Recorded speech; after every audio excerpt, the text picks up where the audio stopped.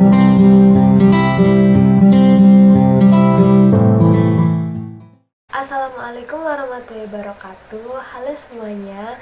Pada kesempatan kali ini saya Nabila Firial Ismah akan membahas sebuah topik mengenai apa sih alat intervensi dalam bisnis internasional dan apa saja macam-macam alat intervensi dari bisnis internasional tersebut. Seperti yang kita ketahui bersama bahwa bisnis internasional merupakan kegiatan yang bersifat internasional yang melewati batas-batas negara sehingga mendorong pemerintah sebagai pemegang otoritas untuk mengambil andil atau peran demi mempertahankan stabilisasi dan kesejahteraan bagi bangsanya. Nah, peran pemerintah dalam perdagangan internasional yang masih dalam lingkup bisnis internasional itu memang tidak dapat dipisahkan. Oleh karena itu, pemerintah melakukan intervensi untuk mendukung kepentingan produsen lokal. Untuk selanjutnya, langsung saja masuk ke pembahasan apa sih yang dimaksud dengan alat intervensi bisnis. Alat intervensi bisnis internasional merupakan kebijakan dari pemerintah yang didasarkan oleh motif ekonomi maupun non-ekonomi yang digunakan negara untuk memengaruhi bisnis internasional. Nah, beberapa alat yang digunakan negara untuk mempengaruhi bisnis internasional itu contohnya seperti kuota impor, ketentuan anti-dumping, pembatasan kepemilikan, subsidi, dan kebijakan ekonomi makro. Nah, beberapa alat intervensi tersebut dibagi menjadi 3 kelompok, yaitu trade tools, FDI tools, dan alat intervensi umum. Untuk yang pertama yang akan saya jelaskan adalah trade tools. Trade tools adalah alat untuk menghambat suatu bisnis internasional dalam bentuk tarif dan non-tarif. Nah, tujuan dari hambatan perdagangan internasional ini biasanya adalah untuk melindungi perekonomian dalam negeri, terutama industri strategis. Nah, tarif dan bea cukai biasanya dinilai berdasarkan pajak yang dihitung dari nilai sebuah transaksi atau properti sebagai presentase dari nilai pengiriman. Pemerintah sering mencoba untuk meningkatkan persyaratan perdagangan negara mereka dengan mengenakan tarif yang lebih tinggi ketika mereka menyeberangi perbatasan nasional. Misalnya, tarif barang jadi seperti sepatu itu lebih tinggi daripada bahan mentah seperti kulit.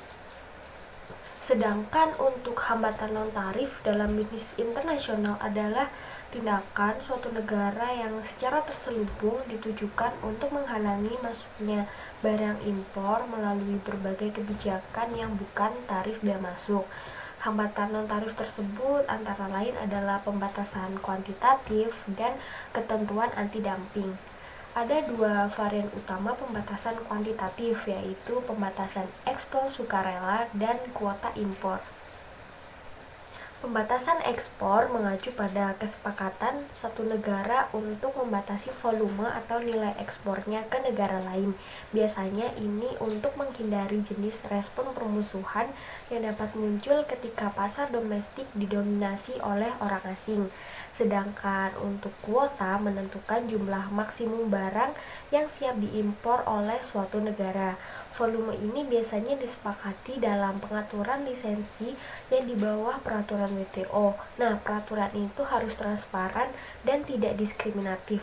Dengan membatasi pasokan barang asing baik ekspor maupun impor, ini dapat meningkatkan harga yang harus dibayarkan oleh konsumen. Dan yang ketiga adalah anti-dumping. Anti-dumping merupakan bentuk kebijakan negara importir untuk menghadapi praktik dumping yang dianggap dilakukan oleh negara eksportir. Kebijakan anti-dumping ini biasanya berupa pengenaan tarif tambahan terhadap produk impor yang dijual dengan harga dumping. Untuk alat yang kedua adalah FDI tools.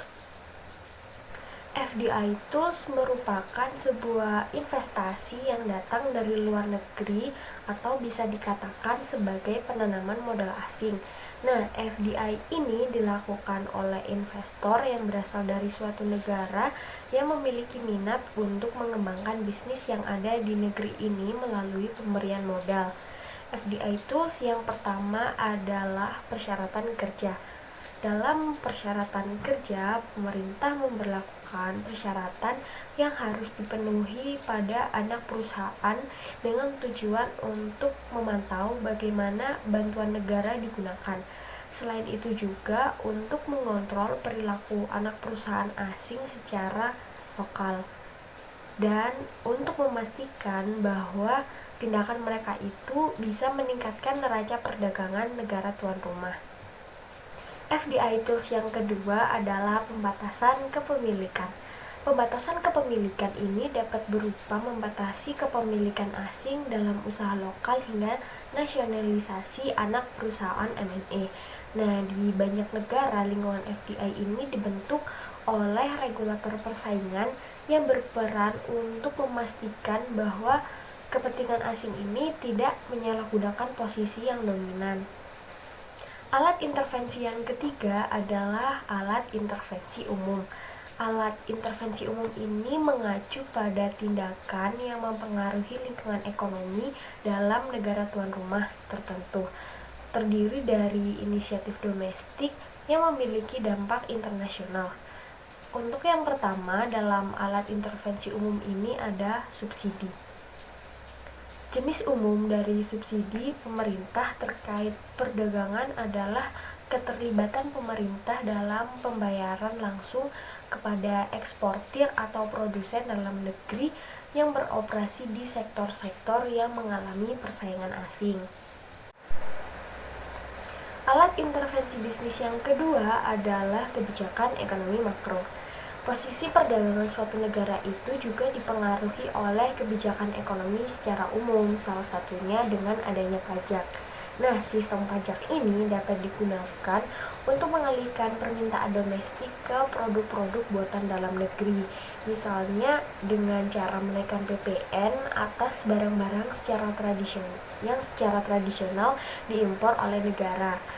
Suku bunga itu dapat dinaikkan atau diturunkan masing-masing untuk mengurangi permintaan ketika negara tersebut mengalami defisit perdagangan dan perlu mengkonsumsi lebih sedikit atau meningkatkan permintaan ketika negara tersebut memiliki surplus perdagangan dan mampu untuk mengkonsumsi lebih banyak lagi.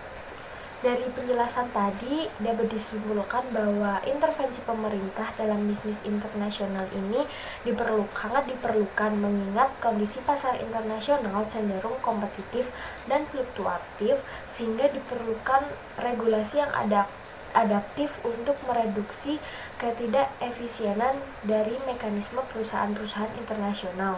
Nah, dari sinilah pemerintah sebuah negara ini berfungsi sebagai fasilitator dan pembuat regulasi dalam bisnis internasional yang sejatinya berkaitan dengan kepentingan negaranya, yaitu melindungi sektor-sektor domestik demi mensejahterakan masyarakat. Mungkin cukup itu saja yang dapat saya sampaikan. Terima kasih yang sudah menyimak penjelasan dari awal sampai akhir. Mohon maaf juga bila ada kesalahan. Wassalamualaikum warahmatullahi wabarakatuh.